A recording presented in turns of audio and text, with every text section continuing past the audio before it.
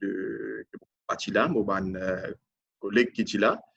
Vous pensez que une avancée dans votre business plan, dans votre projet, que vous avez un peu des outils nécessaires pour consolider, pour monter votre business plan.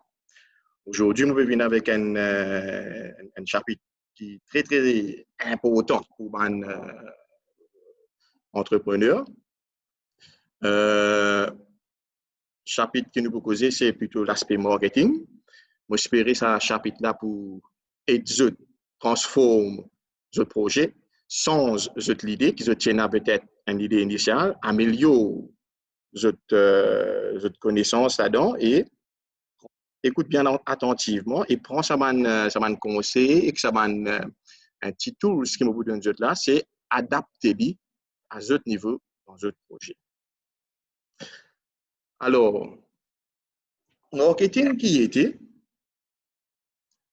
Marketing, c'est une création adaptée à un positionnement clair. Ça veut dire que nos envies, nos produits étaient. Quelle différence il pour faire au niveau du consommateur quand il faut get nos produits au marché comparé avec un produit qui nous un concurrent ou qui un produit qui est déjà existant sur le marché. Donc, nous devons venir avec une force de frappe, nous devons venir avec quelque chose qui est différent. Nous avons avec peut-être une offre spéciale, peut-être c'est un prix moins cher ou plus cher, peut-être une façon de distribuer les prix différents. OK? Et pour cela, nous choisissons pour travailler un outil qui s'appelle le 4Ps, les 4P ou le marketing mix, comme la plupart du monde connaît. Donc, dans ce qu'on appelle le marketing mix, il y a une affaire qui s'appelle le produit. OK? Donc, à 4P là, on appelle le produit. Ce rôle, c'est un rôle très, très fondamental dans le succès de l'entreprise. C'est ça produit-là qui nous met en valeur.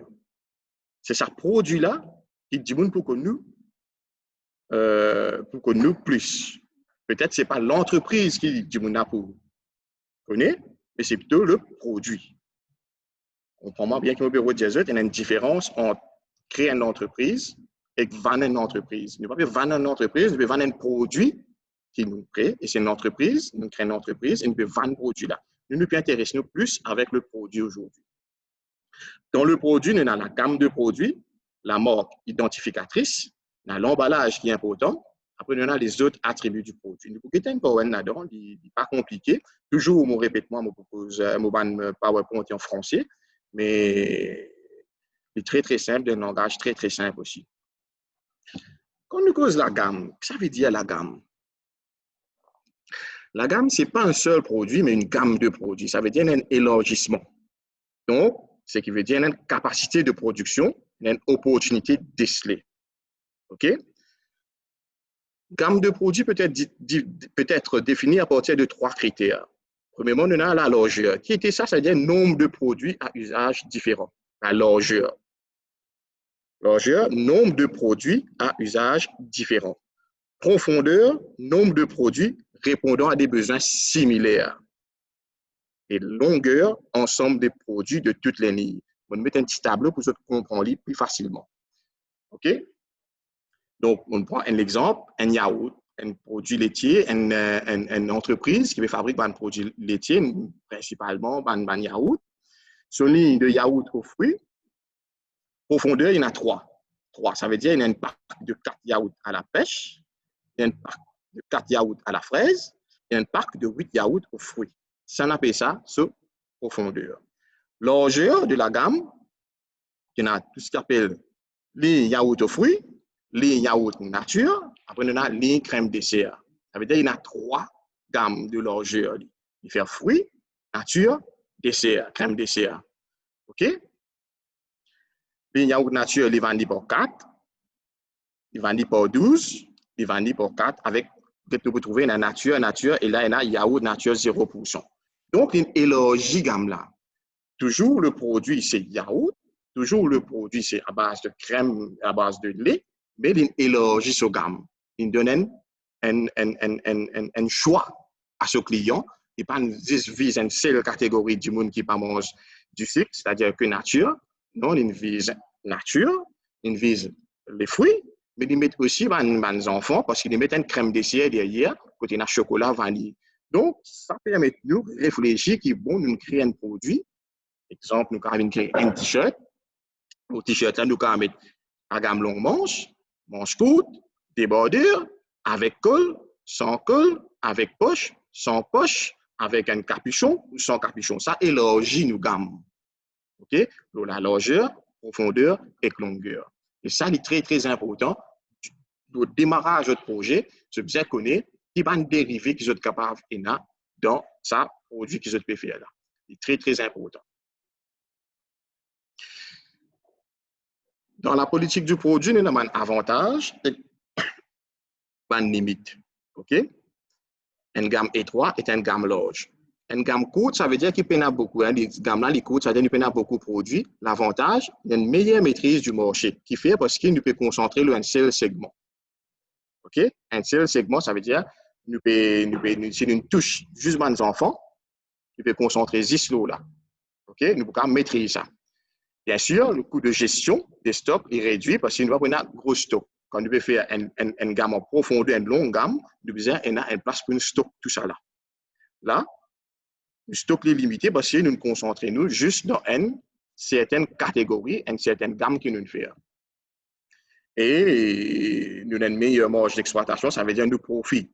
Peut-être qu'il y a un peu plus parce que nous avons une marge niche. Nous ne pouvons pas tous tout du monde, nous pouvons tous une seule catégorie du monde ou bien une marge niche.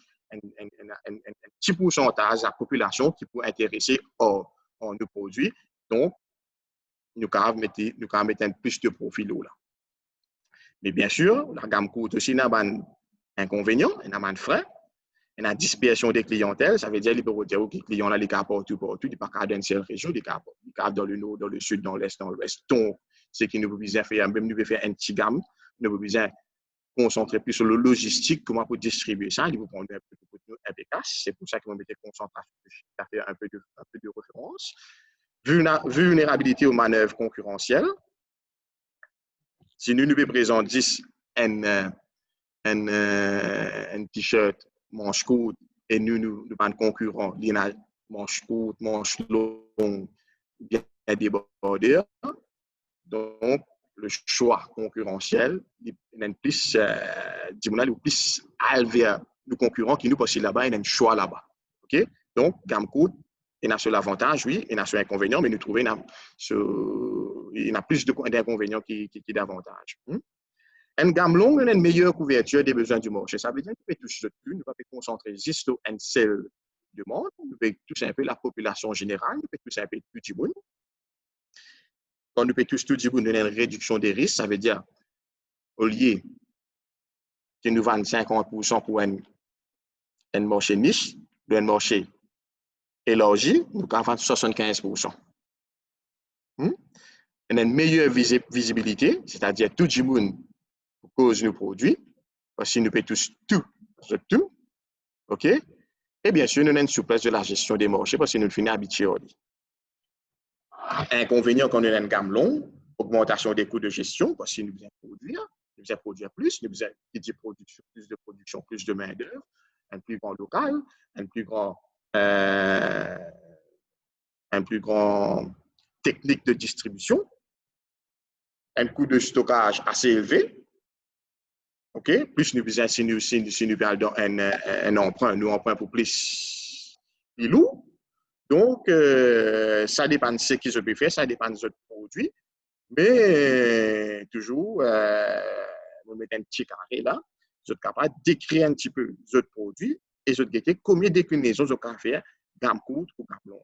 La autres qui est l'avantage de là par rapport à une gamme courte ou une gamme longue. Ça veut dire si on a déjà un grand encore, on a fait une production, ben c'est déjà un avantage pour moi.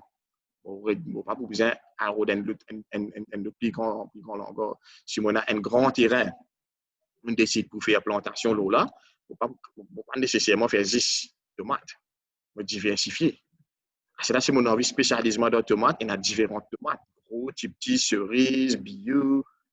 Je diversifier, je élargis de gamme pour tout le monde. Il y a une certaine catégorie qui compte en bio, donc je fais pour lui aussi. Il y a une certaine catégorie qui compte en normal, Donc, je fais ma tomate normale. Il y a une certaine catégorie qui ont tomate cerise, ma petite tomate. Je fais ça aussi. Comme ça, je peux tous le marché complètement. Et un grand avantage. Ah, c'est là la mort. Oui, nous pouvons créer un produit, mais il n'est pas suffisant qu'il nous crée un produit. Hein. Nous devons créer un produit, nous devons créer une marque aussi. Une marque, ce qu'on appelle un brand, trade brand. Donc, qui du monde pourrait connaître nous? Parce que je connais, nous prenons l'exemple pour ma frigidaire. Frigidaire, c'est pas le réfrigérateur. Hein. L'équipement, c'est le réfrigérateur. Et la marque, c'est frigidaire. Et tout le monde identifié un réfrigérateur à un frigidaire. Une coach. Coach, c'est une marque. C'est pas sa pression qui nous gagne. Là, ça, c'est une marque. Coach, c'est une marque qui est identifiée. Donc, si demain, ce qui est souhaitable, c'est qu'ils ont produit une identification à la marque. Si demain, on avait pas un peu de autres marques, ça veut dire que fini une stabilité, un positionnement au marché. Parce qu'une marque a trois fonctions. Premièrement, identification. Qui fait nous faire une marque? On a qu'à repérer nous facilement. Ça veut dire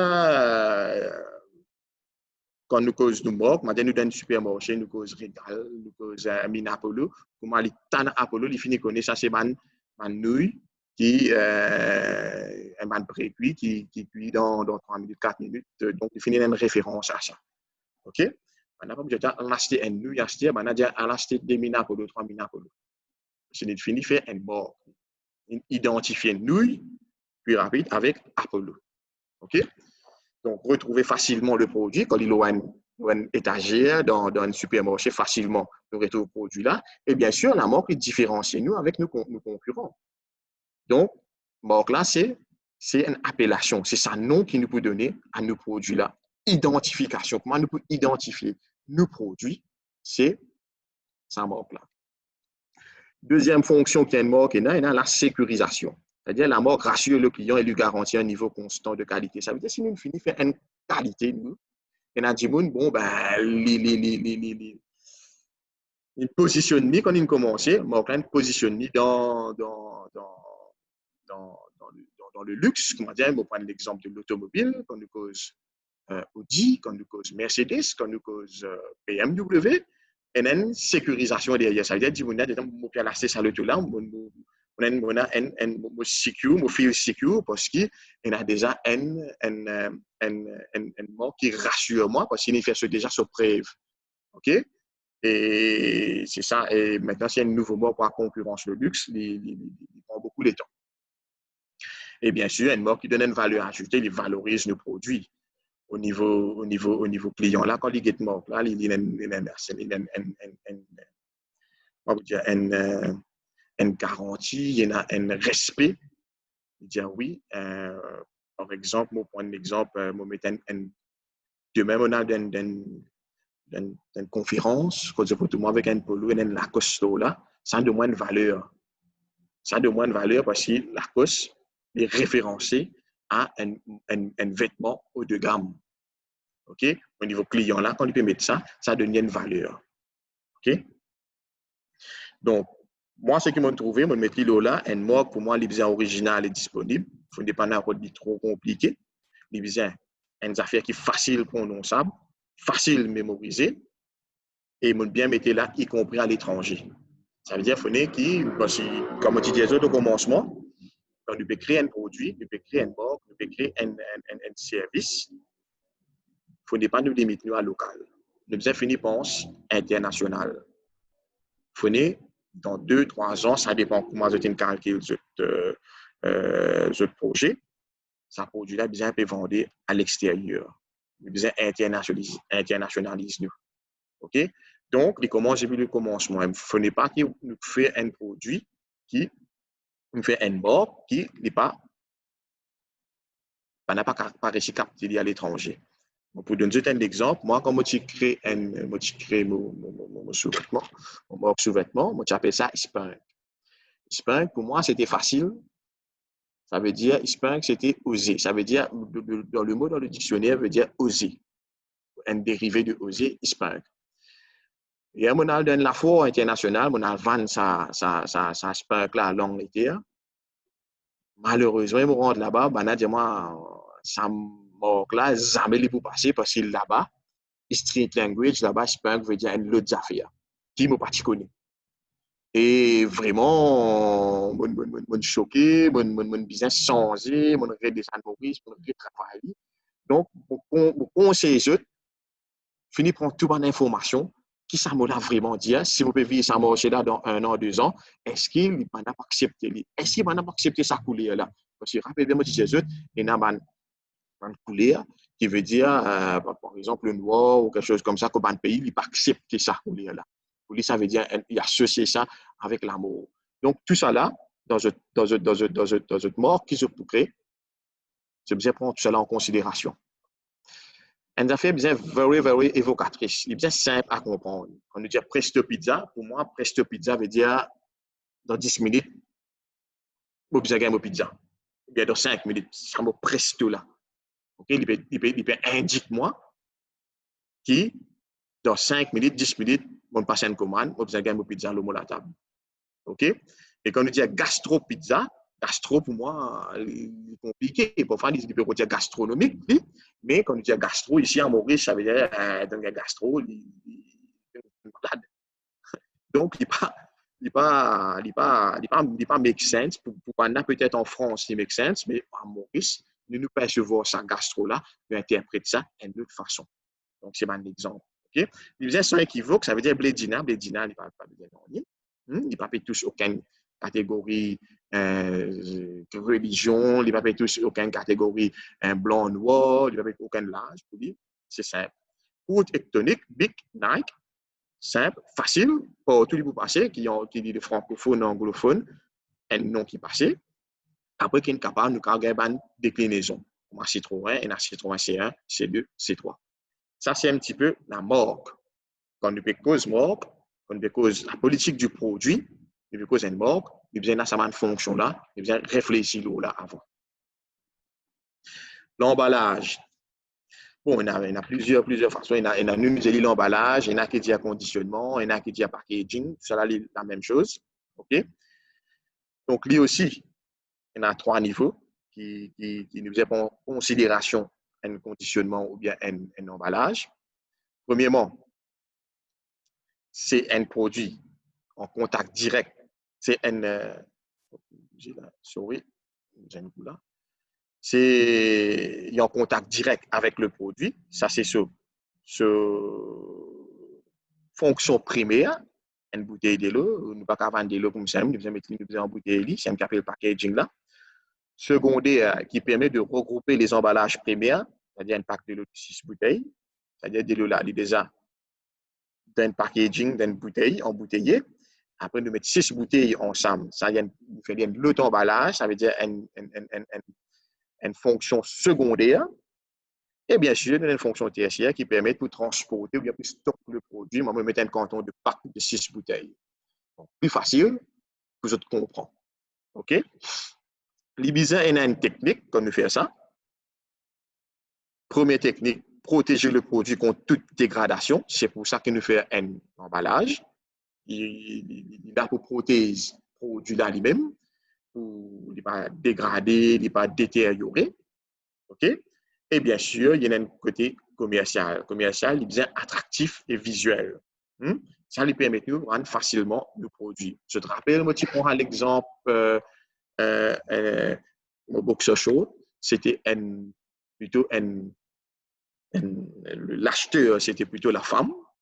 Et la femme l'est attirée principalement, pas pour le produit, mais pour l'emballage.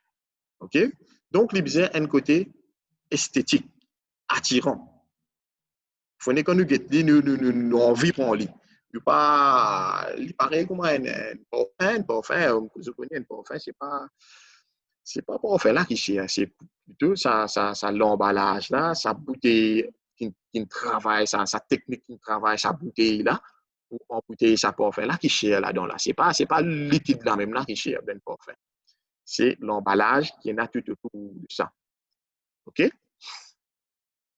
Et bien sûr, il besoin de nous l'information de l'emballage à travers une étiquette. Ça veut dire date d'expiration, ingrédients qui est là-dedans, technique, comment nous peut servir. Et plus si nous quand mettre un petit conseil, et bienvenue. Tout ça là, les biens font partie de nous l'emballage. OK? Nous avons les autres attributs qui nous donnent nos produits, qui ne pas négliger, bien sûr, c'est le label. Si toutefois, nous sommes dans le côté bio, nous avons un label agriculture bio. Nous avons une marque collective qui se matérialise par des signes distinctifs, ça veut dire nos noms, nos logos. OK? Nous avons une affaire qui, quand nous avons un crocodile, nous pensons Lacoste. Lacoste, tout le temps, il prend ce crocodile. Quand nous avons ça right là, c'est Nike. On là. Ça, c'est un logo, un petit signe distinctif qui est pour distinguer nous avec les concurrents. OK? Et si toutefois, je parle d'un produit que tu es capable de labelliser, moi, je vous conseille déjà prendre un renseignement. Comment nous pouvons labelliser ça, produit-là? Il y a une institution à Maurice qui déjà peut opérer comme le Made in Maurice, qui prend 5-6 ans de cela crée, et qui est capable d'amener d'autres produits, de lier un label et de lier une connaissance, de lier une reconnaissance plutôt, qui c'est un produit local que vous êtes capable d'exporter. Et de toute une garantie, comment on met là, qui a donné 7 ans de garantie quand nous pense, quand nous cause Kia, la mort Kia, nous connaissons, si nous passons de tonner de Kia, nous payons 7 ans de garantie. Ça, in attaché au lit. Après, bien sûr, nous avons une certification, comme un ISO, les autres certifications qui, dans vos conseils, je dis, à fouiller un peu, à l'été, pour moi, je suis capable de mettre un ISO dans cette entreprise, même s'il n'est pas au commencement, parce qu'il prend un peu de temps pour mettre en place, mais comment je suis capable de rouler l'entreprise façon un ISO. Ça veut dire une entreprise qui est homologuée, qui a un standard. OK? Un standard d'après un critère international. Demain, si je tenais une certification ISO, si je suis dans le textile ou n'importe quoi de ça, ça veut dire si je tenais un client extérieur, il n'est pas nécessairement venir visiter l'usine ou pas la commande parce qu'il y a déjà cette certification ISO là qui dit qu'ils sont dans un norme international. Donc, vous êtes capable de produire pour l'international. Vous êtes conforme à ça, vous êtes homologué. Un deuxième pays qui nous regrettait, appelle ça le prix, la politique du prix. Moi, je trouve que c'est un exercice vraiment délicat parce qu'il génère plusieurs variables. OK? Parce que quand nous mettons un prix enfin, élevé, il y a un marché limite. OK? Donc, si nous mettons nos prix plus cher que la concurrence, ben, nous avons une bonne raison pour derrière qui fait nous produire les plus chers que la concurrence. Et quand nous pouvons commencer, nous mettons un produit bien cher, quand nous pouvons commencer, plus fort que la concurrence, c'est vraiment difficile pour pénétrer. Okay? Par contre, un prix trop bas, il dénigre un petit peu nos produits aussi. Maintenant, vous dire, qui fait les moins cher, ça veut dire un problème de produit là. OK? Donc, c'est à réfléchir pour trouver le juste milieu. Comment nous sommes capables de trouver ce juste milieu-là? OK? Ça, c'est juste dans cette étude de marché que je peux faire. Je pense que mon collègue il fait une formation dans cette étude de marché. L'étude de marché, là, vient montrer exactement la concurrence qui peut donner et l'offre qui peut donner, c'est la concurrence et la demande qui peut roder. Comment il est prêt à dépenser pour sa produit-là? Et là, je suis capable de baser là. OK? Mais il y a un élément qui nous besoin prendre en compte quand nous peut faire un prix. Nous besoin d'une bonne connaissance des coûts. Ça veut dire que nous besoin connaître exactement combien de produits là il coûte nous. Tout ce ban, on veut dire produit là il coûte nous, on veut dire tout ce ban charge fixe et variable. OK? Il faut les autres connaître ça avant. Combien un prix unité, un produit coûte zut avant de déterminer zut prix pour ne pas tomber dans la période. Réduire des attentes de votre clientèle, ça c'est par rapport au marché. C'est-à-dire, vous êtes descendre au terrain, dire comme ça, bon, ben, moi, tu montres les autres, ça pour mon boxer short, moi, demander, bon, ben, est-ce qu'il est satisfait avec un sous-vêtement masculin qui est dans le marché? Oui ou non?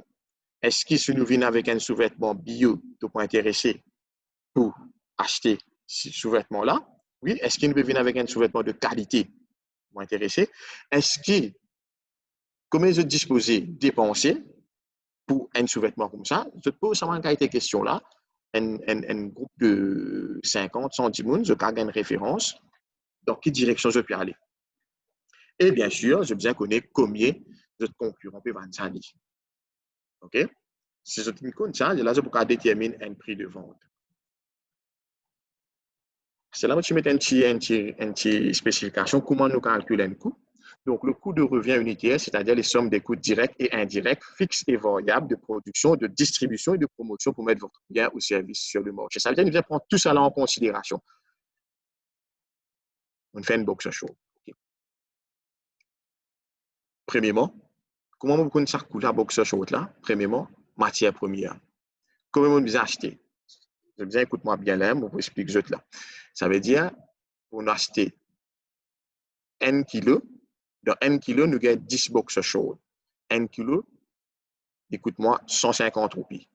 Donc, 150, je divise en 10, fait-moi 15 roupies, 10 matières premières. OK?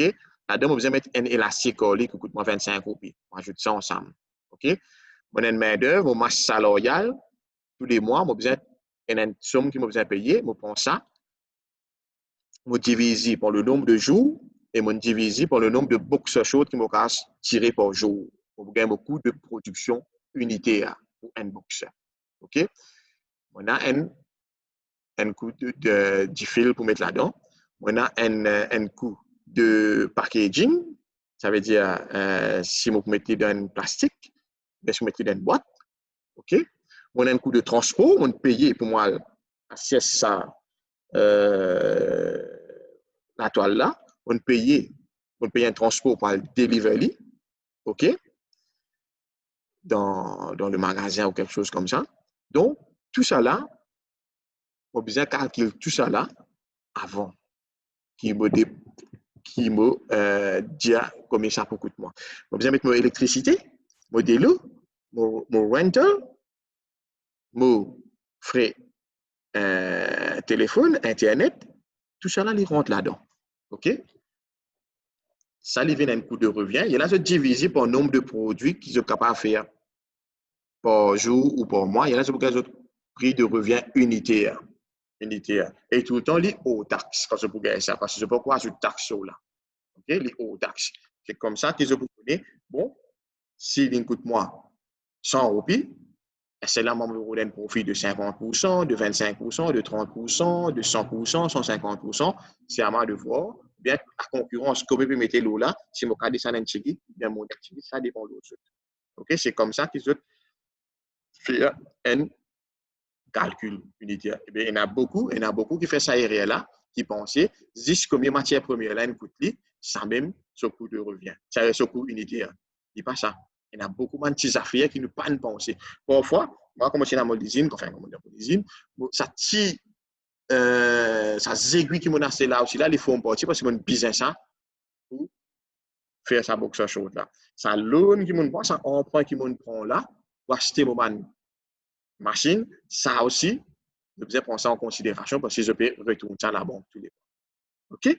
Tout ça là pour un calcul de prix unitaire. OK?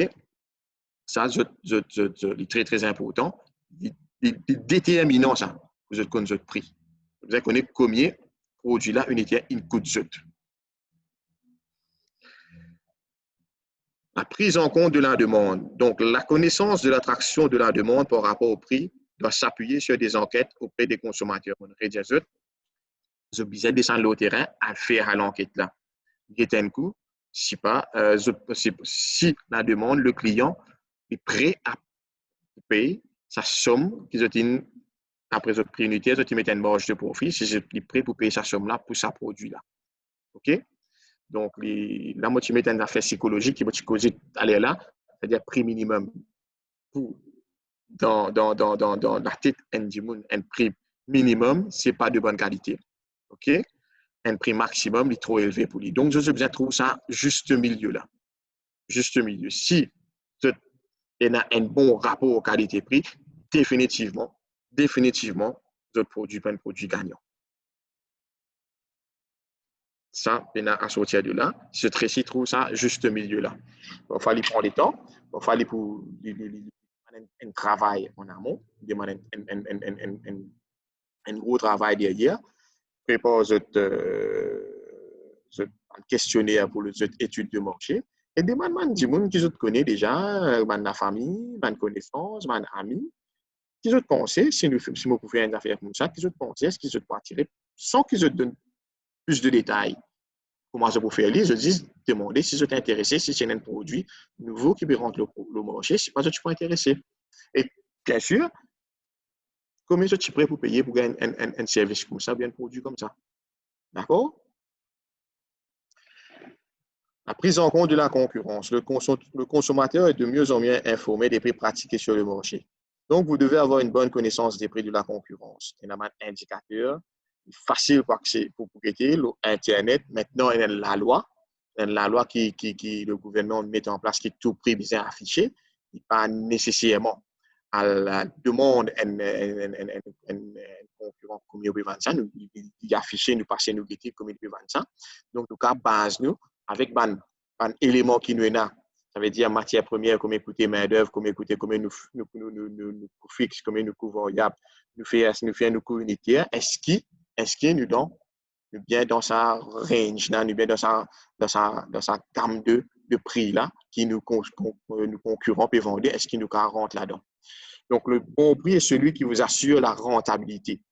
Nous bien peut vendre pour nous gagner un profit attendu, OK? Qui est acceptable par le consommateur et cohérent avec la concurrence. Voilà, on finit des bons prix là, et bien, il assure qu'on peut vendre, il peut gagner un profit là-dedans, qui s'appelle là est acceptable on la demande du consommateur, et bien sûr qui est cohérent, ça veut dire qu'il est presque la même chose avec la concurrence. Si c'est plus que la concurrence, il faut nous prouve le consommateur qu'il a une valeur ajoutée comparée à la concurrence. C'est tout. Une fois que tu poses le cycle de vie du produit, enfin, c'était le premier cours qui me tient avec eux.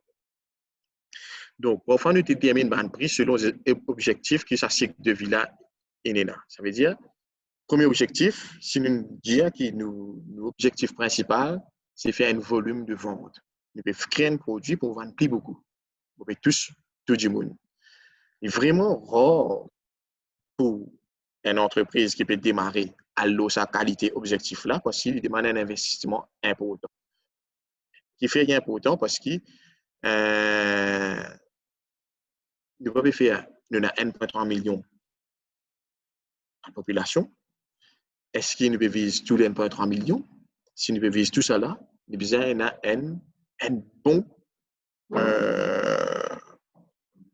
une bonne unité de production derrière qui est capable de suivre. Donc, ça demande un investissement assez solide. Donc, par contre, c'est eux, si je peux démarrer, à un objectif de volume de vente actuellement. Donc, c'est ce qu'on appelle aussi distributeur, ça veut dire une grande surface. Ça veut dire, si nous pouvons commencer à faire un produit, on peut penser à un produit alimentaire, directement, pas pour évident pour nous avoir Super U, pour nous avoir Intermod, pour nous avoir Winners, pour dire voilà, nous avons ça. Est-ce qu'ils nous peuvent intéresser? Parce que si nous ne sommes pas capables de derrière fournir la demande, je peux éliminer au commencement. OK? Donc, réfléchis bien. Et un deuxième objectif qui s'appelle objectif de rentabilité. Ça veut dire que nous devons rechercher une marge bénéficiaire significative. Nous ne pouvons pas toucher la population générale, nous pouvons toucher juste un marché niche. Nous mettons dans une catégorie de monde qui voilà, est prêt pour dépenser temps pour une qualité produit. Donc, c'est un marché niche. Pareil que moi, le boxeur qui m'a fait, c'était un boxeur de qualité qui m'a tous, moi, tu bien dire, un jeune professionnel. Parce que tout le monde, moi, je suis tous un jeune professionnel qui est prêt à payer 250, 300, 400, puis même 500 pour un boxeur chaud. Donc, c'était ça l'objectif. Petite quantité, mais qualité. OK? C'est là, nous avons l'objectif, création d'une image. Nous choisir pour créer une mort, créer une image avant tout. OK? Donc, le prix n'est pas trop bas pour donner une crédibilité de nos produits. OK? Pour donner une image positive de nos produits, ne pas qu'à mettre en bas parce que moi, tu fais que montrer un minimum de prix, ça veut dire une mauvaise qualité. Dans le haut de gamme, prix supérieur à la concurrence, bien sûr, si le produit détient un avantage perceptible. Il y a une valeur ajoutée qui est là. Donc, ce chose-là, il est plus cher parce qu'il est en coton biologique comparé à vos bandes concurrents. OK? Il est de qualité et c'est ça qui fait moi la différence. OK? Moi, tu fais un objectif de rentabilité avec une création d'une image derrière qui tu bien suivre. Vous êtes capable de mélanger tous les deux aussi, tous les trois. Ça dépend de votre investissement, ça dépend de votre vision, ça dépend de votre finance aussi.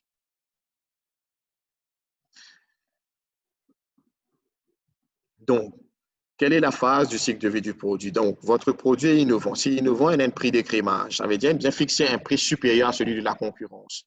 Donc, vente de quantité limite, mais en optimisant la marge unitaire. Écrémage, quand on peut dire nous faire un prix d'écrémage, ça veut dire nous ne pas vendre un prix que le plus bas que nos concurrents. Nous pouvons vendre un prix parce que nous avons envie d'une vente de qualité, donc de quantité limite. Nous avons 200 pour nous écouler. Ça 200 là, c'est 200 qui est vraiment qualité exceptionnelle, qui nous a une marge de profit intéressant là. Donc, si le produit innovant, nous pouvons faire ça parce que, comment dire, innovant, ça veut dire que nous ne pouvons pas trouver. Pourquoi habituer au produit là, il y a des affaires innovantes pour nous. Donc, nous avons envie de tester lui. Dis-moi comme ça, tout ce qui est nouveau pour lui, attirant. Pareil comme demain, on va prendre l'exemple assez banal, un, un blond aux yeux bleus, Vin Maurice, tout le monde peut virer pour Getty dans une fête Maurice, tout le monde peut virer Vin Getty. Pareil comme ça, total dans ce pays, total la Suède. Nous, dans la Suède, dans une fête là-bas, tout le monde peut virer pour Getty parce que c'est différent. Innovation veut dire différent. Il y a une différence avec les autres produits qui sont dans le marché. Donc, ça attire. Tout ce qui est nouveau attire. Et il y a un mot nouveau là-dedans. Nouveau. OK? Tout ce qui est nouveau est attirant. Il est capable attirant pour une certaine période, peut-être que juste pour tester, après, pas pour qu'on entende ici, mais toujours, si on n'a pas envie qu'on est, qui est là-dedans. Donc, il y a là, nous besoin mettre un prix d'écrémage pour ça. Et là, nous finissons d'identifier un prix pour ça. OK? Maintenant, on a un prix de la pénétration. Ça veut dire que nous avons envie de pénétrer le marché pour qu'on ait pas juste trouve produit là, mais envie d'acheter ou capable d'acheter facilement.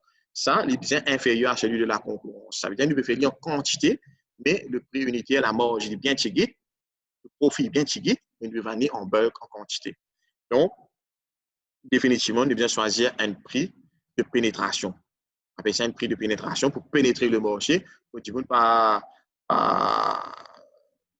concurrents, nous traverse nos concurrents, du monde capable, pas dire comme ça, nous chien, du monde qui a testé nous. C'est-à-dire, bon, si nous venons un nouveau restaurant ou bien un nouveau fast-food, qui nous concurrent, c'est, pourquoi il y en a un qui nous vient là, appelle concurrent, un fried chicken, même qui nous vient, m'a oublié ce nom, qui peut venir mettre en concurrence avec KFC. Et les disciplines choisissent un prix de pénétration un petit peu plus inférieur à KFC. Il prend sur les temps, mais il peut faire ce marge de profit, il peut faire ce bout de chemin, il peut venir. OK? Maintenant, si on peut faire un produit qui n'est pas innovant, le produit là, il n'est pas innovant, les pareils, même avec nos bandes concurrents, nous besoin aligner nous avec la concurrence. Ça veut dire si on peut faire l'exemple, un Dalboris, les 14 roupies, ben nous besoin vendre 14 roupies nous ici. Parce que nous avons qui est innovant dans le produit là.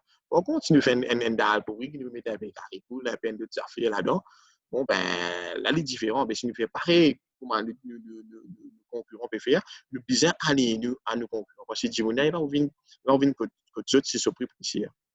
Si je veux vendre un Dalboris 16 roupies, parce qu'ils ont envie de vendre 16 roupies, il n'est pas moche comme ça. OK, Dimouna, il connaît pour les 14 roupies. Je besoin analyser parce qu'il peut non innovant. Je pas amener une valeur ajoutée, je pas amener une affaire qui pour faire autres sortir de l'ordinaire, qui pour faire autres différent des autres concurrents. Donc là, je analyse carrément avec la concurrence, mais seulement celui-ci calcule déjà ce coût pour que c'est pas de ton profit, même si je peux mettre même prix que les autres concurrents, mais je ton profit aussi, je besoin faire profit aussi. OK? Ça, c'est un petit tableau qui a servi pour fixer votre prix. Donc, premièrement, je mettais quel est votre coût de revient unitaire. Je vais expliquer comment je calcule ça. De toute façon, je prends une formation, le volet finance, que je vais pour plus en détail là-dedans. Quels sont les éléments que vous allez privilégier pour fixer le prix de votre produit? Est-ce que c'est un élément innovant? Est-ce que c'est la distribution qui est innovant? Est-ce que c'est la matière première qui est innovant? Est-ce qu'il y a un produit différent? Ça, je vais mettre ça, je vais écrire ça là. Et quel est le prix retenu au lancement de votre produit sur le marché? Est-ce qu'ils ont fait un prix d'écrémage ou bien de pénétration? Combien de gens peut toucher? Est-ce que c'est un prix juste pour le lancement? Après, il peut monter après? Ça, c'est à je de voir, mais je ne pas trop conseiller de faire ça. La politique de distribution. Distribution veut dire comment nous pouvons ni quand nous pouvons ni. OK? Ça aussi, c'est un aspect important. Mettre le produit au bon endroit, au bon moment, en quantité suffisante. OK? Sa quantité suffisante là, c'est pour ça qu'il m'a dit juste avant, quand nous peut commencer, il n'est pas évident pour nous avoir une winner, pour nous avoir un IPM marché, pour distribuer nos produits, parce est-ce qu'il nous peut suivre derrière pour donner sa quantité suffisante là à sa prix qu'il peut rouler là, parce que c'est la quantité qu'il peut rouler, normalement, il peut négocier un prix bien bas aux autres. Est-ce qu'ils sont capables de t'obliger d'une quantité pour venir de cette rentabilité et bien sûr, pour pénétrer le marché. Donc, la distribution est bien délicat, mais il est très important. Accès du produit à la clientèle incluant les fonctions de transport, stockage, mise en valeur du produit pour choisir le mode de distribution le plus efficace, faire ou faire. OK? Les pérodiers là-dedans, il y a un produit à la clientèle, accessible à la clientèle. Ça veut dire qu'il y a une logistique. Il y a un camion qui, tous les jours, il va distribuer dans le point de vente. Il y a une place de stockage quand on stocke ça. OK? Il y a choisir le mode de distribution le plus efficace parce que si nous mettons ça dans un hypermarché, nous avons un petit monde qui peut transporter ça, un petit monde qui parle pour ça. Je ne vais pas trouver dans ma rayon quand je suis allé, un petit monde peut installer, et mettre ce qui est prêt pour expirer par devant. Derrière, il y a un nouveau qui peut rentrer, par derrière, il peut mettre il peut plein lit. Donc, tout ça là, il y a un coût. OK? Il y a une contrainte liée à la distribution. Premièrement, on a une contrainte qui est à la nature du produit. Le produit là, il est périssable, donc il y a une date d'expiration. Quand nous peut distribuer, nous connaître quand nous pouvons distribuer ça parce qu'il y a une date d'expiration là-dedans. Si nous veut faire alimenter, il y a un point de vente qui fréquent, qui vend les biens. OK? Contrainte qui a la clientèle, trop beaucoup, dispersée. La clientèle, un dans le nord, un dans le sud, un dans l'est, un dans l'ouest, il partout. Comment nous pouvons réussir tout ça là? Bien sûr, nous avons une contrainte financière. Si nous savons distribuer tout nous-mêmes, nous disons, comment dire, si nous avons envie normalement distribuer de points de vente à travers le Maurice, nous avons un système de logistique, nous avons un camion, nous avons si mauvais alimentaire, là, vous avez un camion frigorifique qui peut rouler à travers, pas un, deux, trois camions qui peut rouler à travers l'île, qui peut distribuer peut-être 2 fois, 3 fois par semaine, il passe dans un point de vente que les réalimente, parce qu'imagine bien, parfois, à diagonale, ici, ça point de vente, là, il y a sa quantité place pour stocker là, donc nous devons faire un roulement assez fréquent pour donner ça stock là. Donc, ça a un coût financier assez élevé. Rentabilité, parce que nous devons assurer un certain volume de vente. Donc, nous devons assurer que ça dit il peut réussir à vendre ça pour nous. Sinon, ou bien nous pouvons réussir à vendre ça, ou bien nous devons vendre ça. Sinon, nous, nos propres points de vente, nous pouvons réussir à vendre ça. Donc, c'est une contrainte qui est liée à la distribution. Bien connaître maintenant comment nous pouvons distribuer nos produits. OK? Il y a plusieurs réseaux de distribution, c'est-à-dire des ensembles, des acteurs distributeurs permettant d'acheminer les produits du producteur au consommateur. Il y en a trois. Déjà, il y a ce qu'on appelle un intermédiaire de la distribution. Ça veut dire, intermédiaire veut dire producteur, nous produire, nous vendons ça avec un intermédiaire. Intermédiaire là, pour vendre ça avec soit un détaillant, soit un grossiste, soit une centrale d'achat. OK? Donc, il y a un jiboun qui entre le producteur et le consommateur. Comme ça. Grossiste, il achète en gros. Un grossiste, ça veut dire quelqu'un qui achète en gros. Il y a un entrepôt, il y a un en gros, que il stock ça. Après, il revend ça avec un détaillant. Peut-être qu'il achète en gros, il met ça dans le refaire packaging là, il met une capacité par kilo, il met dans un packaging en grammes. Après, il vend ça en détaillant. Détaillant, il s'approvisionne auprès de producteurs. Ça veut dire qu'il vient directement dans l'usine, il prend lit avec le producteur. Après, il vend entre les consommateurs. Ça veut dire, si nous comprenons bien la différence entre un grossiste et un détaillant, un grossiste, il prend ça avec le producteur, il retransforme ou bien il refait ce packaging pour vendre ça avec un détaillant. Et détaillant là, il vend ça avec le consommateur. Déjà là, il y a des intermédiaires là. Le détaillant, il soit dépenser avec grossiste, soit souvent des fois, il approvisionne avec le producteur et il vend ça avec le consommateur. Après, nous avons des affaires qui appellent centrale d'achat. Centrale d'achat, c'est centraliser les achats d'un ensemble de distributeurs. Ça veut dire qu'il prend l'ensemble. Il ne prend pas juste s'il peut faire une centrale d'achat pour les vêtements, il prend tous les vêtements existants. Hommes, femmes, vieux moun, enfants, hiver, été, swimwear, décontracté. Il prend ban vêtements classiques. Donc, il y a une centrale d'achat. C'est que dès qu'on a nous gagne une gamme, un ensemble de distributeurs, un ensemble de gammes que nous sommes capables de choisir. Le grossiste capable là-bas, le détaillant capable là-bas. Hein, il prend ça avec le producteur. Et qui fait un produit devient cher quand plus il y a un intermédiaire là, il est long, plus le produit là devient cher. Un produit est capable de 250 roupies, vous mettez pour le producteur, quand il vend ça avec le central d'achat là, il met une marge de profit, il vend ça avec le grossiste là, met une marge de profit, il vend ça avec le détaillant met une marge de profit, il vend ça avec le consommateur. Donc, le produit là, il est sorti de X, il est multiplié par 5, 6, 7 au consommateur. C'est pour ça qu'un produit, parfois, il vient cher quand un intermédiaire de distribution est trop long. Donc, vous avez besoin qu'on choisisse votre intermédiaire pour qu'ils vous passent. Plus les coûts, plus vous mettez plus profit. Vous faites plus profit. Okay? Ça, c'est un canal de distribution. On montre à peu près. Quand vous êtes vous pouvez trouver à peu près ça veut dire court, ça veut dire long, ça veut dire direct, ça veut dire intégré. Souvent, quand nous commençons, nous pouvons faire producteur-consommateur. Parfois, il y a un produit que nous sommes obligés de passer par un détaillant. Donc, ça, c'est un peu court. OK? Il y en a qui est intégré, nous devons passer par une centrale d'achat, après nous devons passer par un point de vente. OK? Après, il y a long, là, côté centrale d'achat, grossiste, détaillant. OK? Donc, ça dépend.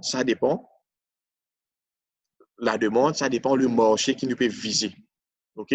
Ça dépend aussi, comme on dit, nous côté finance. Et ça dépend si le produit est innovant. Ça dépend de la quantité qu'il nous est capable de faire. Ça dépend le temps qu'il prend pour faire ça. Ça dépend s'il y a un produit qui a une date d'expiration. Il vient bien vite sortir le producteur, il vient le consommateur dans une semaine. Le consommateur a fini de consommer ça ou bien dans un mois. Il a fini de consommer ça. Il n'a pas gagné le temps passeport. Si il n'a pas gagné le temps passeport pour détaillant, il vient sortir du producteur directement dans le consommateur. Ça dépend un petit peu de tout ça. OK? Nous avons différents modes de distribution qui nous sont là. Il y a des affaires qu'on appelle la distribution intensive. Qui veut dire, ça veut dire qu'on peut distribuer un produit dans un maximum de points de vente. Ça veut dire qu'on peut choisir beaucoup de points de vente. Intensive, nous produisons beaucoup, nous distribuer dans un maximum de monde qui est capable de vendre ça pour nous. OK? Adapté pour, bien sûr, des produits de grande consommation, comme un DCE, comme un DCIC, fait de base, qui dit tous les jours, il servent ça tous les jours. Donc, ça, c'est un produit qui est adapté à un maximum de points de vente. OK? Bon, l'intérêt, quand nous faisons ça, nous avons une force de vente réduite, limitant les frais de stockage. Ça veut dire ne pas un produit qui stocké, qui faisait un stock pendant 2 semaines, 3 semaines, parce qu'il y a un produit qui vend tout de suite, qui vend tout le temps. Donc, les tourner assez rapidement. OK? Le frais de stockage est diminué là-dedans. En contre, on donne une autre distribution qu'on appelle une distribution sélective. Ça veut dire nous plus nos images, nos compétences. Donc, nous pouvons choisir nos points de vente. Nous pouvons choisir un point de vente qui est capable de vendre ce produit-là, qui a déjà une clientèle, on va vous dire haut de gamme, mais une clientèle qui est un marché niche.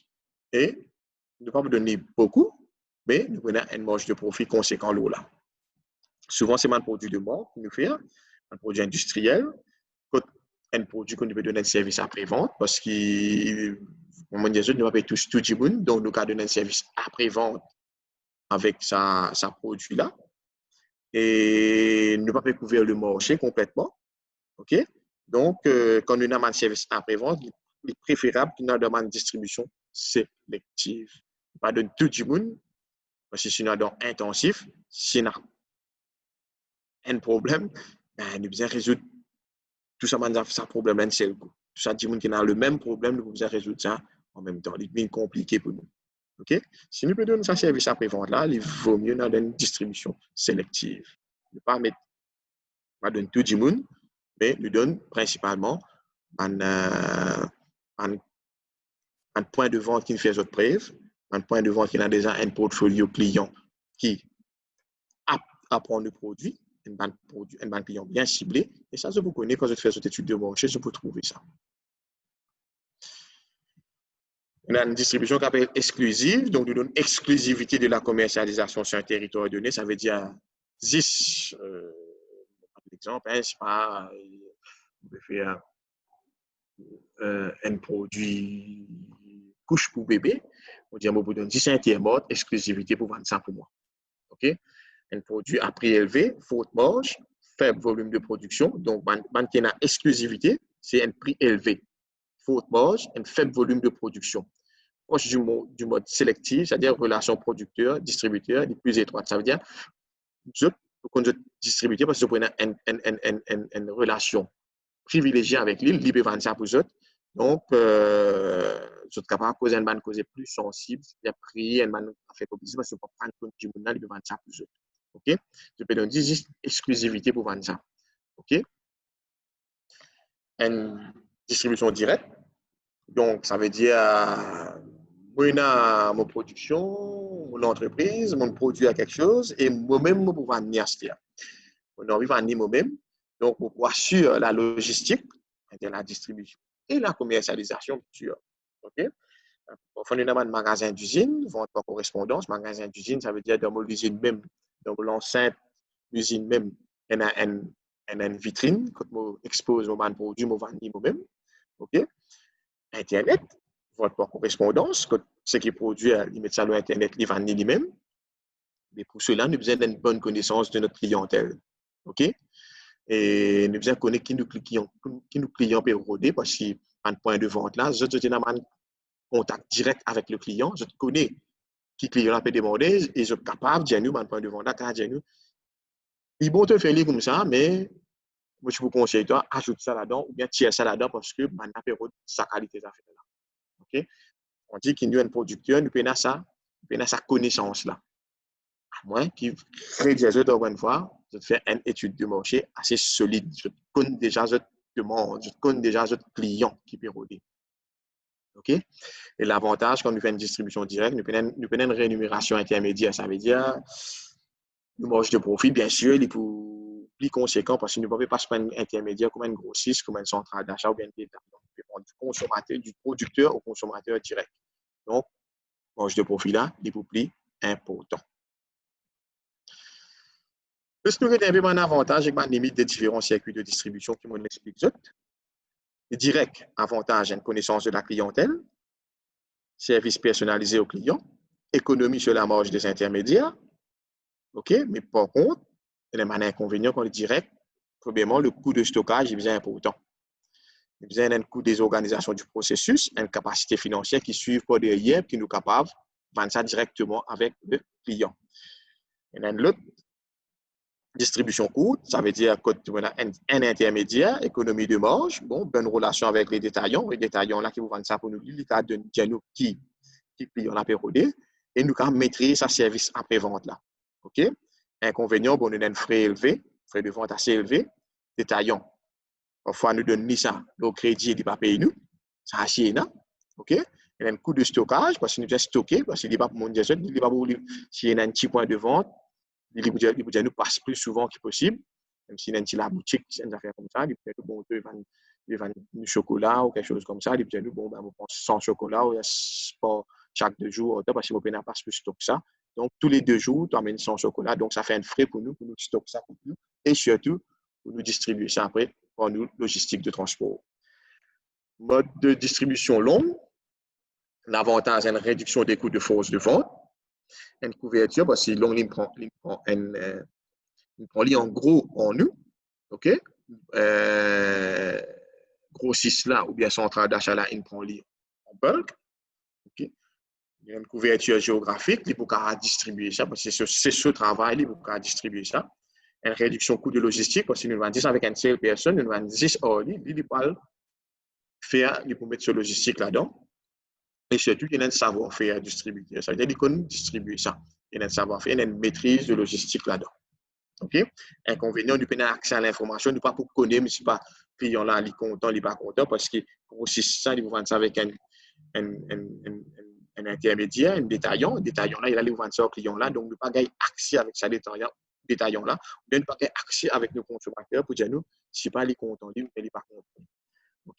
Nous avons une maîtrise du processus de distribution, nous ne pas connaître quand il vous distribue ça, comment il vous distribue ça.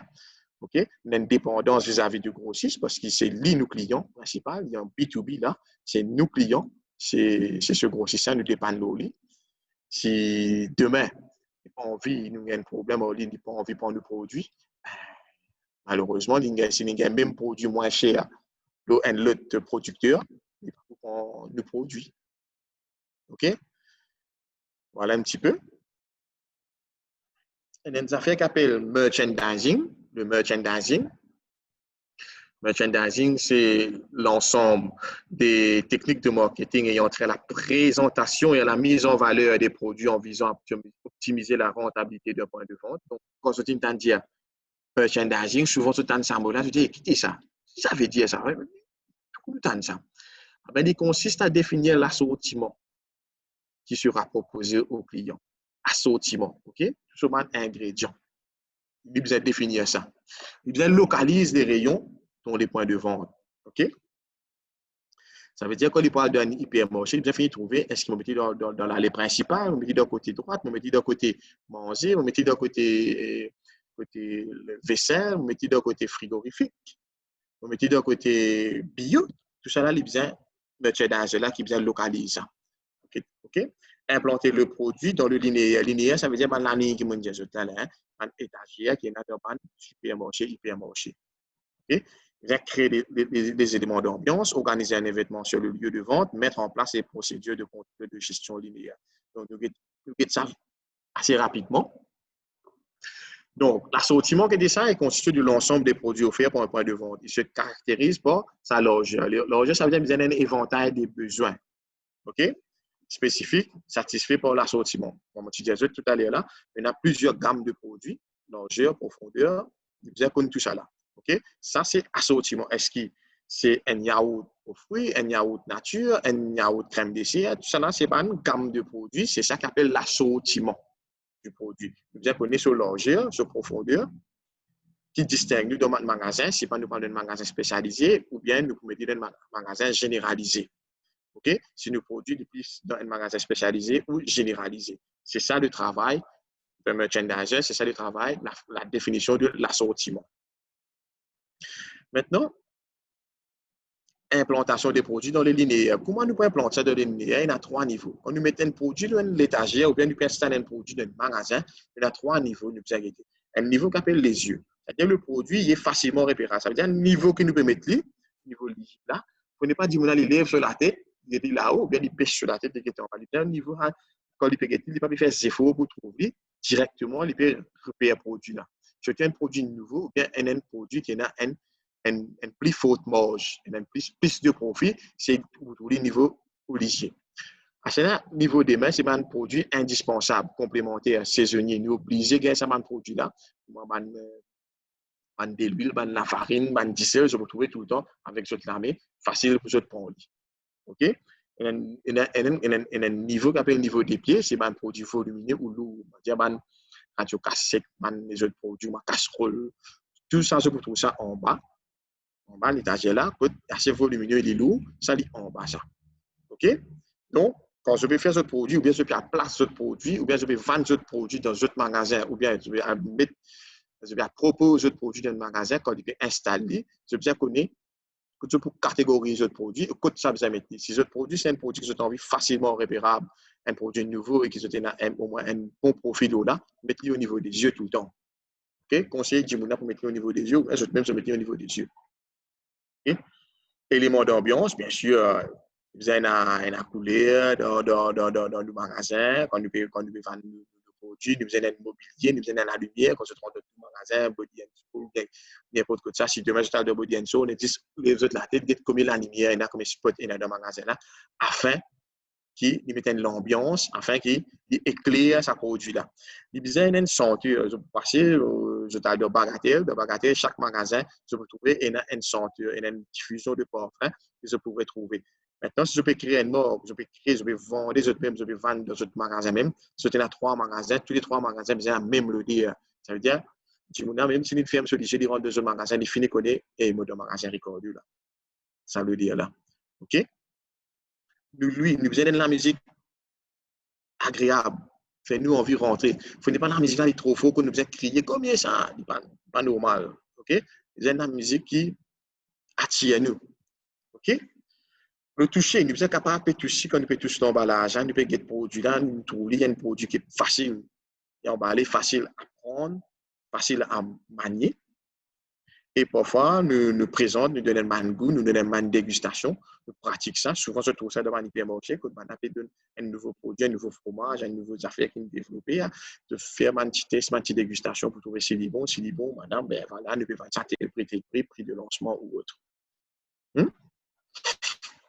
Contrôle de la gestion linéaire, moi, je t'explique, ça veut dire, tu peux trouver quand tu as placé le produit dans l'étagère, ben, souvent, je besoin contrôler s'il n'est pas prêt pour expirer, il n'est pas prêt pour expirer, combien il y a, quantité suffisante, est-ce qu'il magasine un stock suffisant, tout cela, je besoin capable de contrôler ça.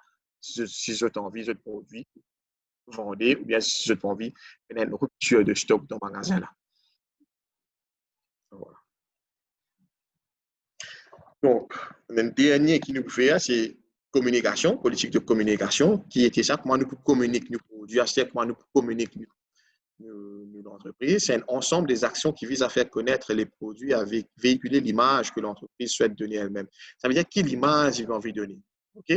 Visible et identifiable auprès des clients et parties prenantes. Ça veut dire qu'il y a une visibilité, il veut dire qu'on l'image a passé, facile à identifier. Comme exemple, un slogan, on va dire Moura, taking care, giving comfort.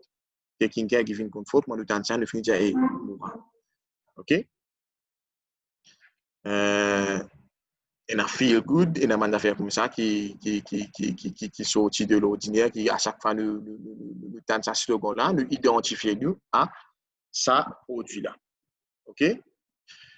Donc, il y a plusieurs étapes là-dedans, il y a 5 étapes. Premièrement, nous devons déterminer les objectifs visés par votre politique de communication. Nous avons un objectif qui fait nous faire communication, identifier les cibles qui sont là, OK?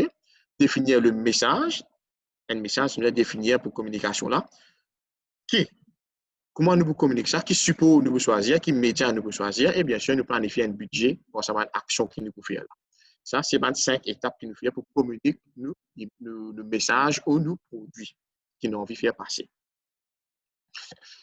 Donc, il y a 3 niveaux quand on a envie de communiquer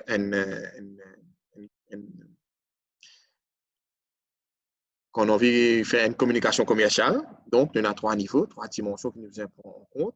Premier niveau, c'est le niveau cognitif. Nous devons faire prendre conscience. Ça veut dire que nous devons attirer l'attention. Quand nous attirons l'attention, nous pouvons créer une notoriété définitivement. Nous pouvons informer nos publics qui voilà, il y a de nouvelles affaires. Nous pouvons pour les nouvelles affaires que vous faites, on n'est pas je te rappelle, c'est parce que tu trouves ça quand un tiers mort, tu crées quelques années de cela, tu as un billboard que tu mets juste le promoteur sur photo là, c'est tout. OK? Donc, ça, tu as un site qui vous connaît, qui peut y après. OK? Ça, pour mettre nous en relation avec nos clients. Ça veut dire nous mettre un petit attraction pour dire voilà, nous pas dire qui produit là, nous dire des affaires qui bientôt pour rentrer et voilà les pas pour tarder pour découvrir ça. OK? Et après bien sûr, deuxième phase, nous présente nos produits là-dedans. OK? Après un niveau qu'on nous communique, un niveau affectif. Ça veut dire faire aimer. Dis-moi bien comme si content, ça message qu'il nous peut donner là, ça l'image qu'il nous peut donner là, ça marque qu'il nous peut donner là. Ça veut dire nous peut dire comme ça, bon voilà, nous peut faire un produit biologique, produit là, il n'est pas néfaste à la santé, il protège de la santé et surtout nous peut attirer l'attention pour dire que voilà, nous peut mettre un commerce équitable là-dedans. Ça veut dire chaque fois qu'il nous prend, ils ont acheté ce produit là, il y en a 5% recettes qui peut verser à une association caritative. Ce n'est pas un exemple que vous pouvez donner. Vous êtes capable d'améliorer votre image ou faire du monde content de votre produit ou de l'entreprise ou de votre OK? Après, il y a l'autre au niveau comportemental, ça veut dire nous faire agir, ce qui est celui de l'action. Donc, après la notoriété, la construction d'une image positive, l'objectif est de susciter une action se traduisant par un achat. Ça veut dire, Jimouna, prochaine fois, nous communiquer nos produits, Jimouna besoin déplacer, Vinasteli. Premièrement, nous faisons une campagne cognitive, nous faisons, Jimouna prend conscience, peut-être qu'il y a un problème, ou bien qu'il peut venir avec une solution, ou bien qu'il y a quelque chose qui peut venir bientôt. Deuxièmement, nous présentons le produit là d'une façon que les clients là, ils peuvent faire une affection avec nous, ils peuvent envie connaître, ils peuvent envie de vivre avec nous. Et troisièmement, définitivement, ils peuvent acheter. Okay? C'est ma campagne de communication qui est plus orientée vers tout ce qui est consommateur. D'accord? Identification des cibles. Alors, une cible se définit, vous connaissez, ça veut dire une cible se définit par un groupe homogène de clients potentiels qui ont les mêmes besoins, les mêmes attentes en matière de prix, que vous servirez pour les mêmes canaux de distribution. Ça veut dire, nous, si nous ciblons un marché, nous bien connaissons, bon, ben, c'est un temps l'âge, qui se sexe, qui se profession, qui catégorie socio-professionnalité, et qu'on y situe. Quand nous finissons d'identifier ça, OK, si on touche pas les enfants, ça veut dire, communication qui me peut faire, il est différent avec si on retouche un grand dimon ou un vieil dimon. Il est adapté à sa marché ciblé là. OK? Stratégie de création publicitaire, il est créer l'identité visuelle de l'entreprise ou du produit, c'est-à-dire tout ce qui est graphique, signe graphique représentant l'entreprise, il vient véhicule une valeur, le logo là, il vient représente quelque chose, ce couleur, il vient spécifique, qui fait sa couleur là parce que, voilà, je vais mettre une petite définition, ça c'est pour les choses personnelles, qui fait, si demain on a posé sa question là, je connais ça, le logo là, qui fait ça, qui fait sa couleur là, qui fait sa caractère pour les autres services là, ok, qui a une disposition spécifique qu'ils ont pas appliquée pour communiquer ça, ok. Un support de communication, peut-être un code de visite, papier en tête, site internet, produit, etc. Ils retrouvent ça va couleur là, ça va caractère là, ça va valeur qui sont dans notre logo là, ils sont présents pour tout. Donc, toutes les campagnes de communication, tu vas identifier à ça. OK? Ça crocodile la cause là, pour les verts, n'importe qui produit les pour faire ce soulier, ce short, ce pantalon, ce polo shirt, il peut couler vert, ça crocodile là. Il y a une signification, il y a une dimension que tu peux trouver ça. Ça, c'est sur identification. Okay? Donc, à chaque fois qu'on a une campagne publicitaire, nous bien trouver ce composant. Le choix des médias. Plusieurs médias nous apprennent. OK? Nous avons une communication médiatique, mais nous avons une communication au médiatique. Okay? Quand nous cause médiatique, nous cause plus la presse papier, télévision, radio, bon, cinéma, affichage, articles de presse, contact personnalisé avec les journalistes. Ça, c'est médiatisation. OK? Donc, ça, si nous avons un budget pour ça, tant mieux. Mais, imagine que nous pouvons démarrer. Il y a une autre façon de communiquer aux médias qui, bien sûr, au démarrage, nous avons adapté, qui est moins coûteux. C'est, bien sûr, un parrainage qui nous a fait. Nous nous sponsor un événement. Nous avons une relation publique, nous avons un forum, nous avons un salon que nous allons exposer, nous avons un marketing direct qui nous a fait, promotion de vente, remise de contre-coupon. Ça veut dire, si tu premier prix, un bon de remise de 500 roupies, un offre d'essai, un jeu concours, un cadeau. Tout ça, là, c'est une communication médiatique. Okay? Qui, me pensait, est idéal pour eux, quand je peux commencer cette entreprise, à plus vraiment de communication aux médiatiques. Bien sûr, si nous gagnons un événement, bien nous gagnons une couverture de presse gratuite, que nous ça, bon, nous faisons des affaires innovantes, nous faisons l'article, nous, ça est gratuit. OK? Donc, ça, il n'y a pas de problème. Mais quand si nous démarrer, nous prenons un fonds pour faire publicité, nous allons plutôt dans une communication aux médias, idéal pour s'équiper de démarrer cette entreprise. Ça n'est plus. On n'est plus présent sur Internet.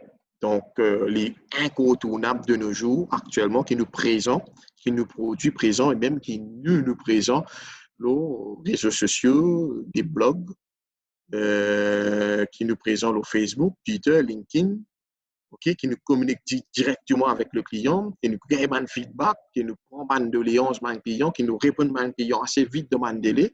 Tout ça là, c'est une valeur ajoutée que je peux mettre, un service après-vente, un suivi de ce projet et de ce, bien sûr, ce produit. Et le primordial, l'incontournable, qui est un volet Internet dans un volet de technologie plutôt, on peut dire, avec Internet aussi inclus dans la communication.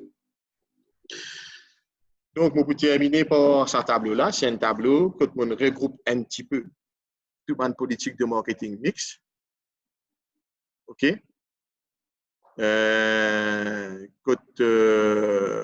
Bien sûr, je apprends les temps, je lis, je comprends. Je pense pour une question et pour retomber dans le futur et comment monsieur Badou tu dis mon espérer mon jeune dans sa atelier qui nous prenne mon pensée de 1er août là et quand tu es capable de venir avec toutes les questions pas nécessairement juste dans ce qui m'a fait même si je ne peux pas comprendre dans les autres sujets je invite de venir de ce forum là pour venir poser toutes les questions un éclaircissement qui nous donne. Okay? Ce tableau-là, c'est un tableau qui summarize un petit peu ce qui m'on explique, qui est un petit coup, parce qu'ici, il y a le cycle de vie, lancement, croissance, maturité des pays. Moi, je lis un livre, je trouvais là un produit, prix, distribution et promotion, ce qui nous causait actuellement. Quand nous donnons un lancement, le produit, il fait que lancer. Bon, qui nous a fait la création et commercialisation d'un modèle de base. Nous avons créé une commercialisation d'un modèle de base. Okay? Les prix, il y a un prix assez élevé pour nous avons besoin d'amortir la production, la logistique et la communication. Donc, nous ne pouvons pas mettre un prix trop, pas que nous ne pouvons pas amortir ça. Distribution, quand nous avons lancement, bien sélectif, comme on dit, nous ne pouvons pas donner tout le monde, bien sélectif. Promotion, donc, nous avons fait une forte action de communication et de promotion. Et c'est là que du monde pour connu, c'est à travers une promotion, une action de communication qu'on fait un lancement. Donc, je lis un livre comme ça, un livre comme ça. Voilà, nous passons un bon moment ensemble. J'espère que ça peut être dans l'élaboration de notre business plan. J'espère que vous comprenez un petit peu mieux c'est quoi le marketing mix, c'est quoi les canaux de distribution. Distribution, ça veut dire comment on peut distribuer ce produit-là. Donc, s'il y a une question, vous pensez à une question et pour une question, pas hésiter, venez dans ce forum-là. C'est pour ça qu'on peut faire un forum, c'est pour nous capables d'éclairer ces autres-là. Merci beaucoup pour votre attention. Vous retrouvez peut-être dans un sujet après. Merci beaucoup. Eh bien, voilà. Fin de sa séquence sur le marketing. Et donc, Nous remercions beaucoup pour votre attention, pour être branchés, pour être ensemble avec nous. Nous remercions aussi M. Ricardo pour son intervention aujourd'hui. Et donc, nous donnons rendez-vous la semaine, donc, prochaine session, samedi. Et pas oublier que la session d'aujourd'hui, les slides, comme on nous dit, PowerPoint, pour upload sur YouTube, MYESR Mauritius. Donc, qui fait une rate le commencement, ça gagne l'occasion, on va rattraper. Et donc, nous disons bonne fin de soirée et à bientôt.